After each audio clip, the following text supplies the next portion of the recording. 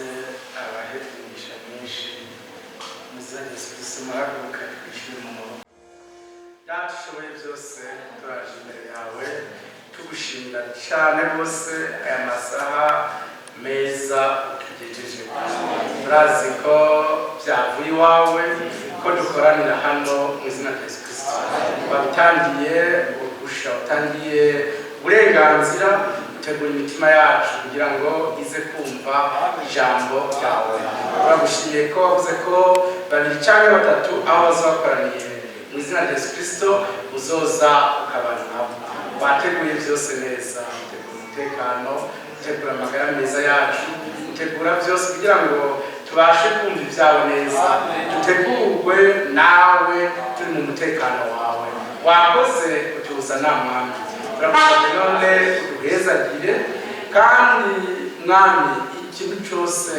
twaje tubuze tukirongere imbere yawe ikintu cyose twaje cyatunaniye tuve hano tugishoboye mwami icyadutsinze cyose tuve hano tugitsinze iserure mu bushobozi bwawe no mu rukundo rwawe rwinshi abantu baboshwe babohore abari mu mwijima babere umuco aba bicaye mu gitutu cy'urupfu ubagenderere batabare uzokoze mumurikire abari mu mwiza kandi umutima yacu uyibohore yidegembye uzokoze nohembe abakozi bawe mu gihe cy'imbura kigeze ubwo batama yaba umuhanuzi yaba umushumbabwe y'umwizigirwa abo bose baratamye kandi bariko barakora ngo umugeni wawe aboneke none tanga ibihembo kugira ngo tube abanyakuri imyeru wiharije icibare cyawe ubutabe bwabo ntibupfa ubusa ariko umugeni wawe agaragare ubushobozi bwawe utubonekemo ko twisabye mu izina rya Yesu Kristo amen amen mwami n'abahezagire rwose mwese abahezagire cyane mu izina rya Yesu Kristo turabakiriye mu izina ry'umwami Yesu twakiriye abashyitsi twakiriye n'abasangwa Imana ishobora byose bahezagire Imana ibahezagire cyane bene tata mwese n'abashiki bacu muri hano Imana ibahezagire nabonye mushiki wacu isi hariya twanyegejwe n'umuntu muremure tuguhaye ikaze mushiki wacu Imana ibahezagire ishobora no Imana ibahezagire karibu se amen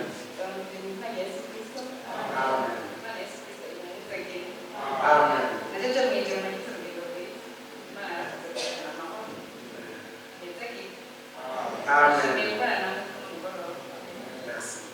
abana umugisha wisange muri bene so bakundwa Imana ibeze turazi ko tugukunda karibu Imana igumugisha turasomera hamwe Abaheburayo 12 Hébreux chapitre 12 turasoma ku murongo wa mbere tugeze ku murongo wa kabiri dusome mu izina rya Yesu Kristo Abaheburayo 12 umurongo wa mbere tugeze ku wa kabiri turasoma mu izina rya Yesu Kristo amen nuko natwe ko dukikijwe n'igifungu cy'ibyabona kingana gutyo twiyambure ibituremera byose n'icyaha bikunda kutwizingira ko vuba dusiganirwe ibyo twashizwe imbere twihanganye dutumbereye Yesu wenyine niwe nyanuruko yo kwizera kandi niwe yagusozereye uwo umunezero yashizwe imbere yihanganiye umusaraba ntiyagira ikindi isoni zawo avyagira iburyo bw'intebe y'Imana amen mwami abahezagire mugazire kandi mwese kuri mugoroba abahe umugisha niba ari undi mutatavuze ashobora kuvuga hano niba ari undi mutatavuze kuvuga Imana ibahezagire mwese ariko tubakire mu izina rya Yesu Kristo dushimira cyane bose Imana yateguye ikoraniro Imana ibaze ibyavuye ku gushaka k'umuntu umwe cyangwa ku bushobozi bw'umuntu umwe hano byavuye ku Mana isumba byose nicyo gituma ntakekeranya ko w'Imana ubwayo yizaniye ari yo ifise icyo imukorera cy'agaciro cy'intibagiranwa, nk'uko handitswe iby'Imana yakoresheje intumwa ibikoreye hagati yabo, niko n'ibyacu Imana bishyize mu ijambo ryayo kugira ngo tuzogendere mu byo yatuvuzeko. Umwami ahimbazwe. Nta kiriho gishasha, ariko byose byari byaravuzwe, byari byaranditswe, byari byaratanzwe n'Imana isumba byose. Tweho duca mu nzira abantu baciyemo, twicishijwemo n'Umwami wacu Yesu Kristo. Si inzira nshasha, oya. Yeremiya 6:16 avuga ngo nimugendere mu nzira, murabe muri za nzira za kera, murabe iy'ukuri yabyo aba ariyo mucana, ngo muzoronka uruhukiro bw'imitima yanyu.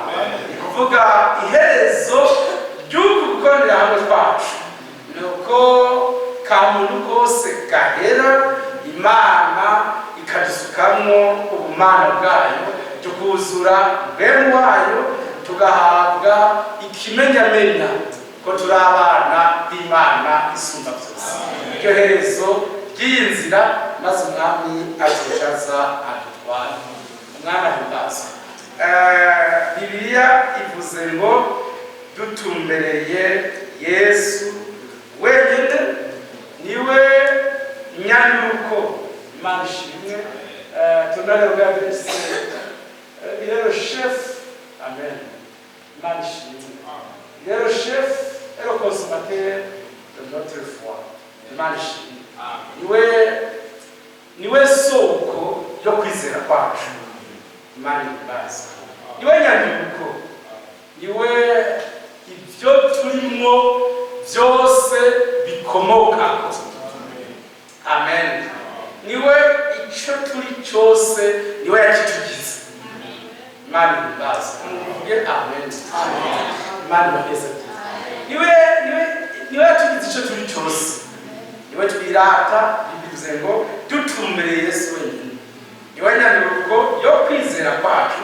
Il est le chef de notre foi et il est le consommateur. Il est le chef et le consommateur de notre foi. Imana ishimwe. Ikuvuga ngo niwe ntango y'ibyo turimo, kandi niwe azobisozera. Yegeranije intumwa zitazi yazijana, ariko ziramwizeye. Baramwizeye bose, bamuguma inyuma. No mu bihe abandi bari bamuhevye, bo bamugumye inyuma. Imana ishimwe. Ariko ibyanditswe byageze igihe birashika ngo kubita umwungere intama zisanzaye. Abantu bose basubira mu bikorwa bahoramwo, ariko babandi yarinze apfa bakimwizeye, yaragiye kubarondera bose. Umwami ashimwe. Yinjira mu nzu basengera mu bantu biyugaranye bafite ubwoba, aravuga ati amahoro yanje. Imana ishimwe. Umutima yavuze ngo mubo data yampaye nta n'umwe azopfa ruzi, bose kuko bari mu biganza by'Imana isumba byose. Umwami waheza agire abamugisha namwe, kuko Imana yaje kubarondera. Nico basanzaza azobegeranya, nico bababaza azobatabara. Imana ishimwe. Il sera avec nous. Il sera ari kumwe natwe, kandi azogumana natwe gushitsa ku muhero w'isi.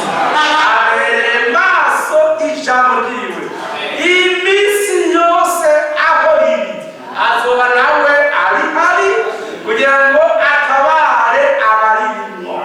Cyo gituma frere Paul yandikiye Timoteyo aramubwira muri aya majambo meza yo muri Timoteyo wa 2 igice cya 3 umurongo wa 13 ati, ariko abantu b'abahunguzi bazurushiriza kuba babi, bazimiza bakazimizwa. Nibyo bazogumana bariho, nibyo. Ariko we ugume mu byo wize.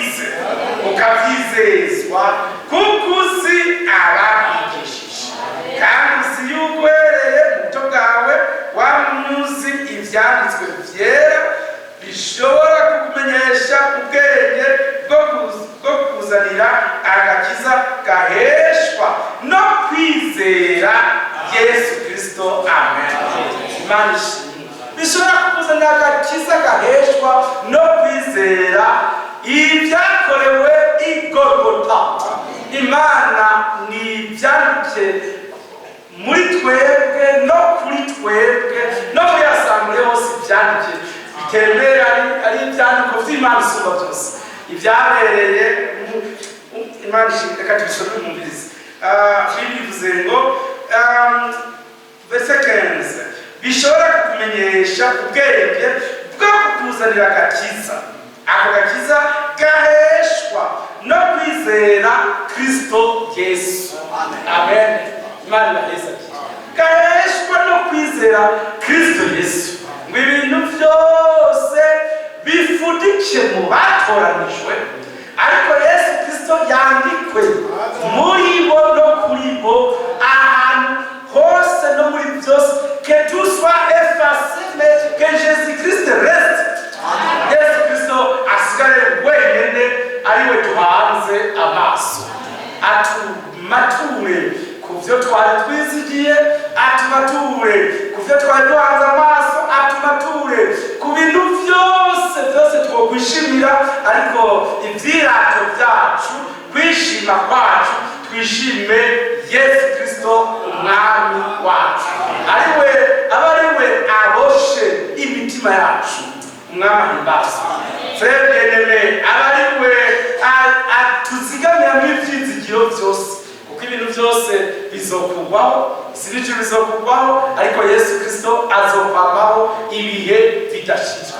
Ubutunzi buzoshira, no kuberekwa bizoshira, no kuvuga mu ndimi bizoshira, n'ubwenge buzokugwaho, ariko Yesu Kristo ni muzima ibihe byose. Amen. Abantu barahinduka, ibihe birahinduka, abantu barahinduka, mais Jésus Christ le seul, Yesu Kristo wenyine niwe adahinduka. Paul arakomeje kwandikira mwene data Timoteyo aya majambo meza yo muri Timoteyo wa kabiri igice cya kabiri ku murongo w'umunani ati wame wibuka esenome wame wibuka Yesu Kristo yazutse mu bapfu. Amen. Yakomotse mu rubyaro rwa Dawidi nk'uko ubutumwa nahawe buvuga. Amen. Wame wibuka umwe gusa. Haleluya. Yesu Kristo umwami wacu. Amen. Ariwe wama wibuka, qu'il domine ta vie, qu'il domine tes pensées, qu'il domine ton être, kubaho kwawe kose ariwe akuganza. Wame wibuka Yesu Kristo. Imana ibaheze. Imana ibamugisha. Voilà. Souviens-toi, messieurs. Souviens-toi de Jésus-Christ. Souviens-toi. Que Dieu vous bénisse. Wame wibuka Yesu Kristo umwami wacu. Imana iramugisha. Amen. Imana ishimwe kandi ibaheze. Wame wibuka Yesu Kristo kuko ariwe ntango n'iherezo. Wame wibuka Yesu Kristo kuko ariwe Alpha na Omega. Yariho kandi ariho kandi ni muzima kandi agiraze. Wame wibuka Yesu Kristo. Ne l'oublie jamais. Okwibagira umugabo wawe mwarakanye cyangwa yarapfuye, tubirubwiye shaka kumwibagira. Okwibagira n'abana bawe niko vyanditswe no muri Bibiliya muri Yesaya, ariko wame wibuka Yesu Kristo umwami wacu. Ne l'oublie jamais. Wame wibuka iminsi yose. Imana ibaheze. Hari ubundi uhindukira kuko niwe gucungurwa kwacu. Amen. Que Dieu vous bénisse. Imbabazi z'Imana muri Kristo Yesu zanesheje ishavu ryose ry'Imana. Imana ibaza. Imbabazi z'Imana muri Kristo Yesu zanesheje ishavu ryose ryarakuwe. Imbabazi Imana yazanye zanesheje ishavu ryose. Imana ibaza. Mbinginze mu byumve neza. Urukundo rw'Imana muri Kristo Yesu rwanesheje urwango gusa. Toute la haine est vaincue. C'est vaincu par l'amour de Dieu. Que Dieu vous bénisse. Imana umugisha. Amen. Intsinzi y'Imana muri Kristo Yesu yanesheje kunanirwa kose kwacu. Amen. Toute notre défaite a été anéantie, effacée. N'icete kirimo gutsindwa kwacu umwami yakibambye k'umusaraba cyarafuswe. Ingwara zacu zose zaratsinzwe n'imishishagu yiwe. Ces meurtrissures ont vaincu toutes les maladies. Alléluia. Que le Seigneur vous bénisse. Mama hibazwe yanesheje. Merci Seigneur. Imana ibamugisha. Ni by'ukuri que son amour, sa grâce, ubuntu bwiwe bwanesheje toute culpabilité, ibiturega byose, ingorane zose. Sa grâce a vaincu. Amen. Amen. Que Dieu soit loué. Imana ibahezagire. Tugendera muri we, ari we duhanze amaso, ari we twishimiye. Il est le début et la fin. Il est l'alpha et l'oméga. Il est le premier et le dernier. Imana ibahezagire cyane. Intsinzi yiwe yabaye intsinzi yacu. Amen. Et ça paraît revenir la note. Kandi Imana ishimwe yavuye gutsinda igorogota, avuyeyo intsinzi yahawe. Le certificat de victoire yayishikirije abana biwe comme titre. Amen. Imana ishimwe ayihereza abana biwe bazoze barayipranisa bayerekana bati sa victoire novenir à notre intsinzi yoyo intsinzi yacu. Amen. Imana ishimwe intambara twari kurwana niwe yayirwanye. Intsinzi yatsinzwe icika intsinzi y'abana b'Imana isima byose. Nous avons vaincu par Jésus-Christ. Alléluia. Amahoro yiwe aba ayaduhaye comme un héritage n'umugabane wacu. Une paix inébranlable, infinie. Amahoro adakama. Voilà. Que Dieu vous bénisse. Imana ishimwe abafashe ubuzima bwiwe. Il a injecté, yamusize muri, yaduteye urushinge rwabwo, abutera comme vaccin. Imana ishimwe yaduteye mu rushinge rw'ubuzima maze tugira la vie éternelle. Que Dieu soit loué. Mwama himbazwe. Muvyumve neza. Umuntu bogenda kuvaccina bakamucanca contre malaria, bakamucanca banumvise ngo bakamucanca kwa malaria, agenda yishimye avuga ati wamibuwe shaka urye kazima bancanca malaria. Avuga sinzosubira kwigwara. Amarura agenda ukabaho udana misegeteri zosubira kuvugwa ni ubwo rucanco rwakwira hose nyicancizo imirizi misegeteri ntagacizo gifise. Baza bacincinge za malaria. Umwami yateye urushinge rw'ubuzima. L'amour, urupfu, inzira zose ruzananye nirukidufashe. L'amour a été anéanti. Yahinduye ubusa. Urupfu rwari rugeramiye abatoranijwe. Abamwizera bose bahabwa ubugingo budashira. Amen. Aujourd'hui, uyu munsi dufite umugabane w'abana b'imfura. Abamazina yabo yanditswe mu ijuru. Mbese murabitabura none wiga Bible ni uko umwana w'imfura, imfura y'Imana yemeye gufata ikibanza cacu tubaduha umugabane natwe dufite umugabane kandi kuko Yesu Kristo umugabane w'abana b'imfura amazina yabo yanditswe mu ijuru. Amen. Umwami ahimbazwe. Ya Mana yarukira marayika Korneliyo fe niyo yaturukira natwe marayika w'igihe cyacu. Imana yategetse Petero ati genda reka gufata ibintu nahumanuye ngo uvyite ibihumanye. Yarungitse Petero niyo yarungitse Branham mu gihe cyacu imukuye mu kiganza cyayo cy'iburyo cyari inyenyeri saba za nyenyeri ndwi. Imana ishimwe. Iburundi cyatwebwe yarungitse Petero kwa Korneliyo kugira ngo aveyo arabwiye agakiza bahindukirira Imana. Natwe tuke Eliya mu gihe cyacu ava mu isi duhawe agakiza duhindukiriye Imana ubutumwa bwiza. Amen. Murabyizeye? nawe uhabwa ijambo rizotegura apana wo kuba ku bwato bwa Nowa, apana kujya ku cyaha cyahitukura oya, rizotegura abazoba bahari ngo babere Imana ubwoko buroranye maze bategurirwa izamurwa yakiye abera bo mu gihe cy'intumwa abikorinto abakolosayi ikabarukira Pawulo kugira abigishe. Iyo natwe yatungikiye mwene data Frank kugira ngo ubutumwa bwiza buvugwe butagira gatosi.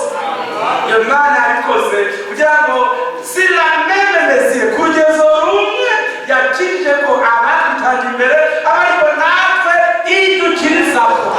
Amen. Imana ishimwe. Branham yavuga iby'Abanyamerika ariko atuzana ijambo ry'Imana rya Yesu Kristo ritegura umugeni wa Yesu Kristo, ritegura inkumi z'ubwenge. Imana ishimwe. Yakoze ibi byo kuvana Abisirayeli muri Egiputa, niyo yakoze ibi byo kudukura mu madini. Basoze ko kuko y'inkomezi igendera abagaburira ingenda mu nzira Yohana amaze kumwingenda mu nzira. Yakoze biriya byo mu Bisirayeli ikirakora inkomezi yacu aujourd'hui.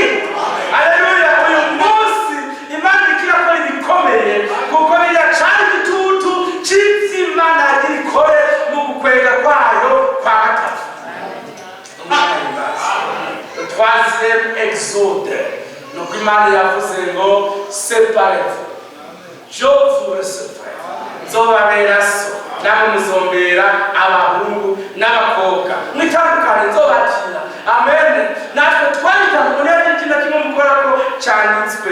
Imana ibahezagire. Amen. Oui, c'est vrai. Paul était confiant du trésor précieux que Dieu lui a confié. Frère Branham était conscient y'afise umutima unezerewe uhamye uremye yishimiye icyo Imana yamushikirije. Branham yishimiye icyo Imana yamushikirije. Abandi Frank yishimiye icyo Imana yamushikirije. Natwe twishimiye cyane turanyuzwe mu mitima n'icyo Imana yadushikirije mu gihe cyacu.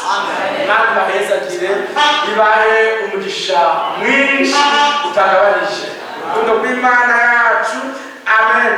Ntiruzi amoko, ntiruzi amadini, ntiruzi ibintu by'isiguro z'abantu. Urukundo rw'Imana yacu Imana ishimwe.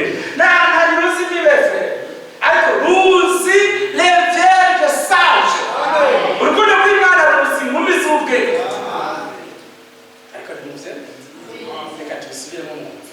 Igihe abafurere bazuka babonekeye abera, hari abandi babonekeye. Igihe abafurere bazuka babonekeye abera mu gisagara abo bizeye kumwe. Imana ishimwe. Nitwafata urukundo, umunezero, amahoro, ubwizigirwa, kwihangana, kwirinda n'ibindi byinshi tukabigira abantu, abo bagabo bitwa uko nta wundi boja kuramutsa atari aho bokwakirwa neza. Ibyo niko nabigisha nti urukundo rw'Imana isumba byose nta macakubiri nduzi. amen. Ntiruzi imbibe, ntiruzi sisiteme z'amadini, ruzi abana b'Imana bonyine. Abo nibo rugenderera, abo nibo rwagenewe, amen. Ese amour divin, urukundo rw'Imana isumba byose, yaruseruriye muri Yesu Kristo umwami wacu. Bible natwivuze ngo kuko urukundo rw'Imana rwasutswe mu mitima yanyu na mpemu yera mwahawe, amen. Bien-aimés frères et sœurs, ibintu byose Imana yageneye abatoranijwe nta na kimwe umuntu yobabuza ko bagihabwa. L'homme peut s'intercaler, umuntu ashobora kuba intambamyi indwi imwe zibiri nk'uko muribuka Imana irungitse inyishu ko yirukije Daniel, Satani yaratangiye mu kirere 3 semaines, mais Daniel yaraseze inyishu iramushikira. C'est vrai, abantu bashobora kugira utuntu babanganije duto, ariko ivy'Imana yatugeneye byose umwami azobidushitsako nta n'importe quel moyen ujya zoca muri wabusi, ariko ivy'Imana yatugeneye Imana izobiduha byose. L'épouse doit recevoir tout le trésor ubutunzi bwose Imana yamugeneye. Umwami abahezagire abamushitagabanije yemwe ndabiginze mu vyakire n'umutima ukunze. Nimweho Imana atoye kugira ngo ibibahe ku muntu ataguzi tutanze sans prix sans argent. Itwe Imana atoye kugira ngo itwerekanire ko urukundo rwayo, itwerekanire ko imbabazi zayo. Imana ishimwe. Imana yatwerekanira bishafu ryayo, cyari twerekanire ko ibintu yadutoye bitwerekanire ko urukundo rwayo, abantu bamenye ko Imana ifite urukundo. Ibyerekaniye iwacu, abantu bamenye ko Imana yuzuye imbabazi. Ibyerekanire iwacu, twebwe harahirwa abantu, niko Zaburi yavuze ngo hahiriwe uwo uhoraho atagiharura ko ibiganiro bye. Amen. Yahariwe ibicumuro byiwe n'Imana isumba. Irengere ahiriwe. Amen. Nashimwe. Bible ivuga muri Zaburi y'ijana na gatatu, psaume 103, psaume 103. Que Dieu soit loué, que Dieu soit infiniment loué. Umwami ahimbazwe cyane rwose. Bibiliya ivuga ngo muri Zaburi y'ijana na gatatu handitse ngo umutima wanjye himbaza Uhoraho. Amen. Imana ishimwe. Himbaza Uhoraho, namwe ibivamo byose muhimbaze izina ryiwe ryiza. Umutima wanjye himbaza Uhoraho, et n'oublie jamais. Alléluia. Et n'oublie jamais. Oui, c'est vrai, c'est bien fait. Ibyiza yakugiriye byose ntiwibagire ibyiza yakugiriye byose. Niwe aharira ibigabitanyo byawe byose, agakiza indwara zawe zose, agacungura ubugingo bwawe ngo ntibuce mu mahonero, akakwambika imbabazi no kugirwa neza nk'igitsina, agahaza ubukambwe bwawe ibyiza, agatuma usubira mu busore busha bumeze nk'ubw'inkukuma. Amen. Oraho akora iby'ukugororoka, agacira imanza imabazwa. Yamenyesheje Mose inzira ziwe, ibikorwa byiwe bimenyesheje Abisirayeli. Oraho yuzuye imbabazi n'umunyabuntu, agera kuraka, agira ikigongo cyinshi na amen. None kuri byose yabivugiye mwebwe. Amen ngo mugati amen se. Amen. Tunaniwe no kumubwira amen se yerekana c'est grave. C'est terriblement grave. Bible ivuze ngo Uhoraho mbese wita Uhoraho yuzuye imbabazi n'umunyabuntu, ateba kuraka, agira ikigongo cyinshi, ntazokwama ahana. Ça c'est pour moi. Nahorana uburake iminsi yose,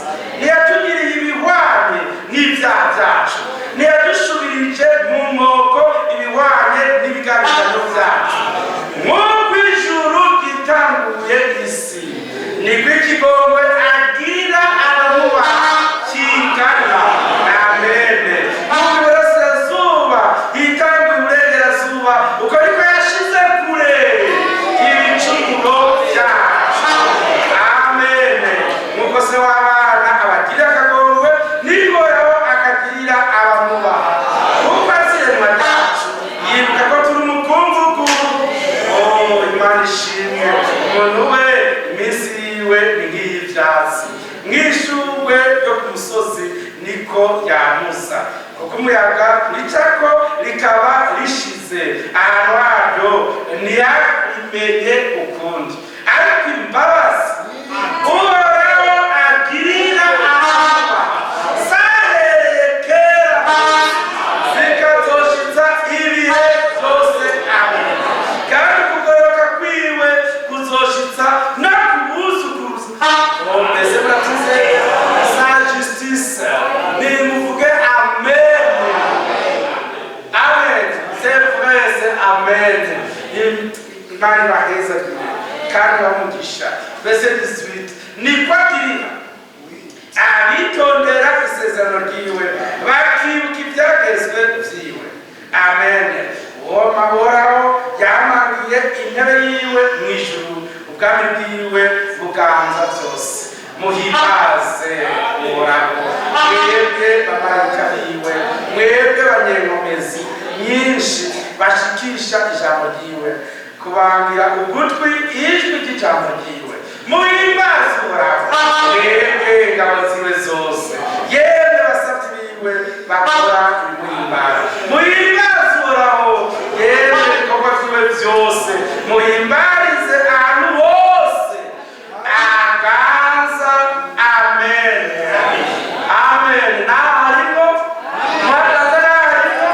Muhimbarize ahantu hose, mumuhimbarize ahantu hose aganza. Mutima wanje himbaza Uhoraho, mutima wanje himbaza Uhoraho. Amen. Imana ibahezagiye. Amen. Mwami nabahe ino kamere, que Dieu vous bénisse. Nabahe iyi kamere yo yavuze mu ijambo ryiwe bazoha abatoranijwe twese. Mwami ashobora byose abuzuzemo. Amen. Que le Seigneur vous bénisse abondamment, abondamment. Que Dieu soit loué. Psaume 118. Oh, magnifique. Oui, que Dieu vous bénisse. Amen. Verset 5. Hamwe nari mu mubabaro namaje Uhoraho. Uhoraho anyitaba ashira ahantu hagutse. Uhoraho ari mu ruhande rwanje sinzotinya. None umuntu yoshobora kugira iki? Uhoraho ari mu ruhande rwanje arantabara. Iswaruwe ico gituma nzokwibonera abanyana. Amen. Kugira Uhoraho mu buhungiro kuruta kwizigira abantu. Kugira Uhoraho mu buhungiro kuri n'ikimazi kuruta kwizigira abahambaye. Amen. Imana ishimwe, Imana ishimwe. Amen. Verset 15. 15. Psaume 118, verset 15. 14. Uhoraho niwe nkomezi zanje n'indirimbo yanje, kandi yahindutse agakiza kanje. Amen. En Jésus-Christ, l'Éternel est devenu mon salut. Alléluia. Oh, maintenant, verset 15 maintenant. Nous voici dans 15 ngo. Mu mahema y'abagororotsi hari ijwi ry'impundu n'iry'agakiza. Amen. Imana ishimwe. Yasubiramo mu mahema y'abagororotsi hari ijwi ry'impundu n'iry'agakiza. Ni ukuvuga ngo ibyo umwasi avuga be n'ibyo abantu bakora ntitunabivuga, ntitunavyibuka. Sawa? Ibyo abantu bavuga n'ibyo abasi bashaka on ne s'en souvient pas, ntituvyibuka. Mu mahema y'abagororotsi hari ijwi ry'impundu n'iry'agakiza. Nous venons louer Dieu et sa suite.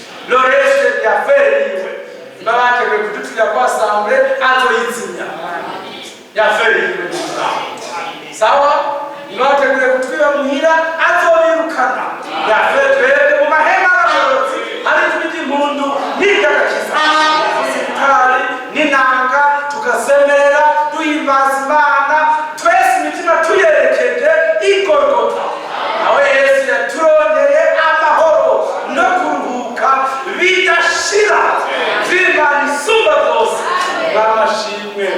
Oui, les gens vont pleurer parce qu'ils n'ont pas Jésus. Bazorera ko batagira Yesu, bazokwirondera batanga ibituje ko batagira Yesu, bazoroha biruka ko batagira Yesu, ariko abamwizigiye azobahaza. Ngo yabubatsi bagaye nicyo cyahindutse irigumya. Haleluya! Ibyo bikumice ibyo turimo arabifashe neza, ça ne peut pas s'écrouler. Haleluya! Turi mu bintu bitazosenyuka kuko bikumijwe n'umwami wacu Yesu Kristo. Byatorewe umuti nabo bavuga bati tubuganye mu bitaro byose nimuzosubirayo azodukiza indwara. Bavuga bati turakwiye abavoka bose baburanira azodushira mu kanwa ibyo tuzovuga. Nabo bavuga bati turabiye abaganga nibazo bakadufatira ibihano byose iby'ijuru ryabohoye aho uzobiboha. La fête isi yotwana yokora ibyo ishaka byose n'umwami wacu yaramwase tugiye iwacu mw'ijuru. Ntabwo na pase dusigaye hano mu isi bayiwasiwe tugiye iwacu mw'ijuru iyo umwami wacu ari akora ahindure umubiri w'ubwiza. Umwami ashimwe tuvuge bandika amajuru no abantu bose baduhinduke. Bibiliya yaradusezeraniye le Seigneur tout puissant n'abashoboye byose yavuze ngo igihe iyo saha igeze zogarukana abatore yabajane ahoze kugira ngo ndamwe bariho muba ngiye kubategurira ahantu hari amazu menshi mu kantu bwa Data. Dieu vous bénisse. Abizeye ibyo Imana ibaheza urupfu rushobora kuza ariko umwami yateguye un chèque. Il a écrit un chèque yanditse ko la résurrection gasheke ndayigendana frusoza d'abord prévenir mais moi je suis là aux umunsi nzo bazompamba na chèque yanditse ko la résurrection. C'est vrai indwara zisoza mais il y a un chèque signé par Jésus-Christ yanditse ko la guérison divine. Amen. Signé musoza muko ari chèque yanditse ko je suis le chemin et la vérité et la vie.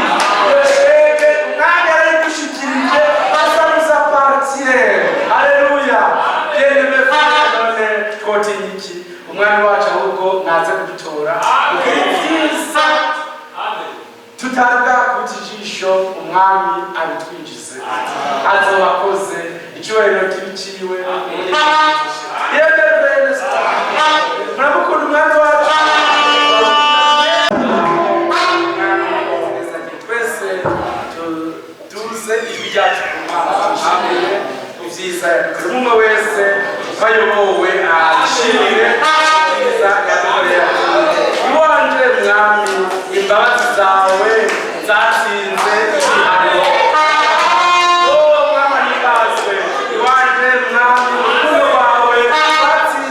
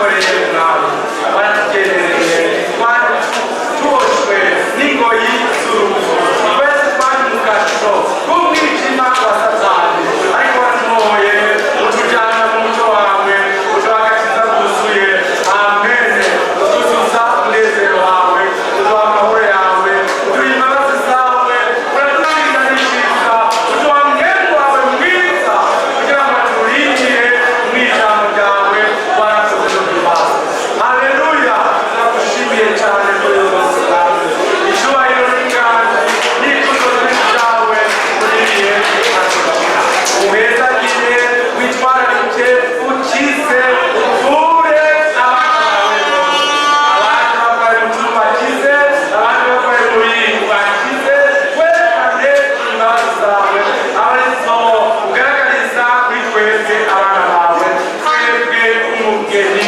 wawe hezagira ishengero mwami urizigamire mu biganza byawe ukore ibimenyetso n'ibitangaza by'uburyo bwinshi ukangure abasinziriye ubashitseko ijambo ryawe ry'isezerano ukomeze kutwitwararika muzuze mwemu yera abamwene twese ugire ikigongwe abacumuye twese ubahe imbabazi zawe turakoze turabyakiriye turabyemeye umugabane wacu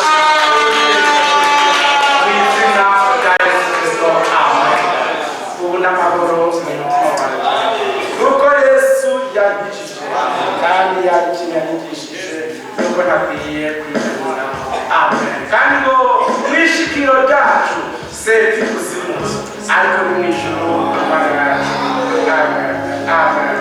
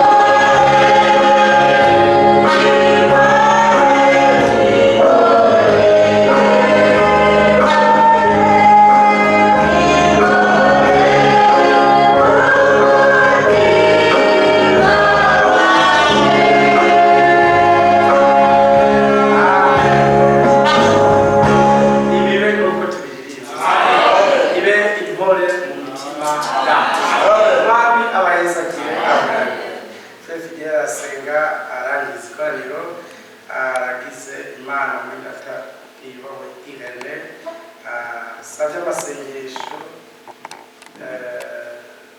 y'urugendo azogira aja kw'ishuri. Imana izomuherekeze yazomuja kwiza umwami abahezeje twese turagize imanza. Databuja Mana ishobora byose, turahimbawe cyane mwami.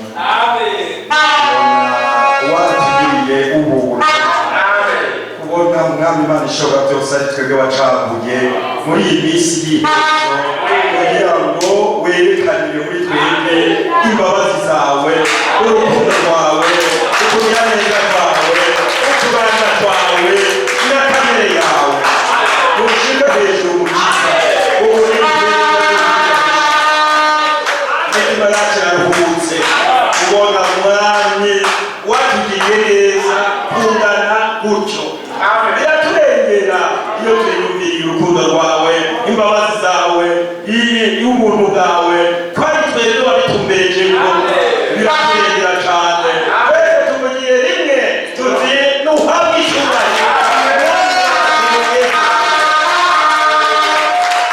Turagushimira ijambo ryawe uruhare kandi turifashe katama, nudushigikire muri iyi ngingo dufashe yo kutumera wewe wenyene, nyanduruka n'ukwizera kwacu kandi ari wewe uzogusozera. Tubonye kuri byose twitwebwe, tubonye ko wafashe ingingo zose zibereje kugira ngo twe dushikire umugabane watugeneye. Kandi Imana ishobora byose, iherezo ry'ubutumwa uratubwiye ko ari ukuzokwishikiriza umugeni asa nawe atana kimwe ahakike. Ko babituvuze ko rero ari twe badutoreye, natwe turizeye n'imitima yacu yose yuko bitubereye uko nyene, kuko ari twebwe twizeye ibyo uri kuravuga muri iyi minsi yacu. Heza gira mwene data wakoresheje, heza gira ishengero ryawe ryuzuye, heza gira bene bose umugabane w'ubu butumwa twese tubuhabwe. Iyi trezor nziza wateguriye abera bawe twese tuyironke. Urakoze cyane, uduhezagire. Tugiye kuba dutahuka, tugiye kujana nawe kandi tujane n'iri jambo, tujane n'ihebuzo. Ubu buzima wateguye kudushiramo utubemo koko, abera bawe bose tububone, tububemo, utugaragaremo, n'isi yose nayibimenye.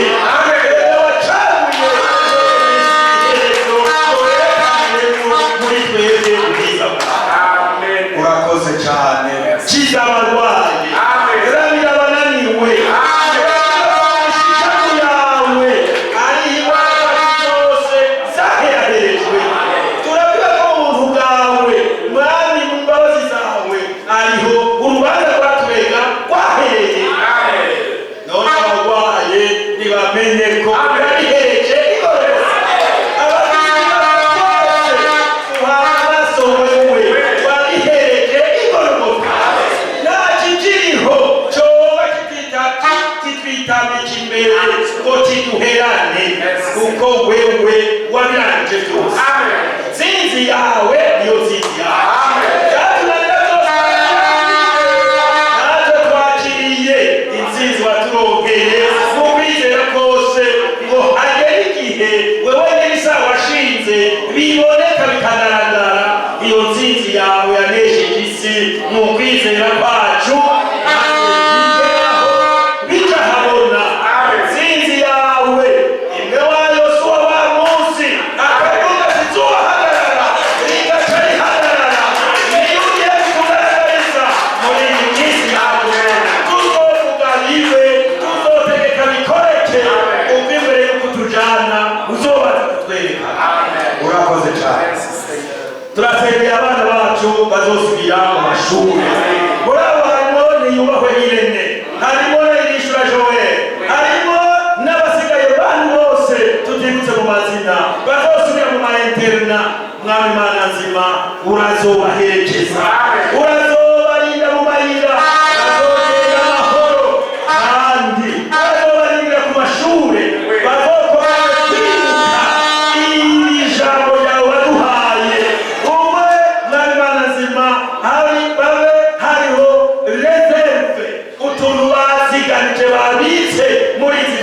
bahagaze bazoguma buzanga bakwibukira ko bayibukiye ugira neza ugira imbabazi bizotume baba batabagwa nibakomeza kwibukira ijambo ryawe bazoguma batabagwa ibihe byose bizobaho uzoguma ubatabara uzoguma ubakiza uzogume ubiyereka uzogume ubatandukanya n'ibyanduye uzogume mwari Imana ishobora byose ubaha nabo kuva mu bwiza binjira mu bundi bategurwa n'ijambo ryawe ryiburuka muri bo ubabahaye kuziganya kandi bazobaha no kwiga mu bugororotsi bazozana amanota meza zobukoze cyane mwami turakwambaje tukwizeye n'izo tutibutse kuvuga wewe ubona bikenewe ubiduhe nk'uko ijambo ryawe ryabivuze umuntu birengeye cyane ibyo dusaba n'ibyo twiyumvira ubidukorere twese tubone iryo jambo ari izina iwacu kuko ari mu izina rya Yesu Kristo umwami wacu tubisabye amen.